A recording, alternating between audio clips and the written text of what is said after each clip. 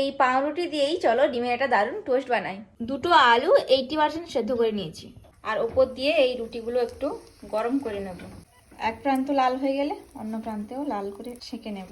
হামানদিস্তায় দিয়ে দেবো 2 কোয়া রসুন, আদা, দুটো কাঁচা লঙ্কা, আর দেবো ধনেপাতা। সেদ্ধ করা আলুর ওপর দিয়ে দেবো লবণ, হলুদ গুঁড়ো, 1 চিমটি লঙ্কা গুঁড়ো, ম্যাগি মশলা একটু দিয়ে দেবো, থেতো করা আদা, রসুন, কাঁচা লঙ্কা আর ধনেপাতা বাটা দিয়ে দেবো। আলুগুলো হালকা করে ফ্রাই করে নেবো। একটা ডিম ফাটিয়ে নিয়েছি, ওপর থেকে গোলমরিচের গুঁড়ো, ডিমের সাথে যে মশলাটা বেটেছিলাম সেটাও দিয়ে দেবো, স্বাদ মতো লবণ, ডিমের ব্যাটারটাও দিয়ে দেবো। আমি দুটোতেই লাগিয়ে নিয়েছি, এবার এইটায় দিয়ে উল্টে দেবো। আলু দিয়েছি, টমেটো, শসা, পেঁয়াজ, শসা, উপর থেকে একটু ম্যাগি মশলা, টমেটো কেচাপ, এবার উপর থেকে পাউরুটি চাপিয়ে দেবো। এইভাবে যদি বানাতে পারো তাহলে বাচ্চা থেকে বুড়ো সবাই খুব খুশি হয়ে যাবে এবং খুব ভালোভাবেই খেয়ে নেবে।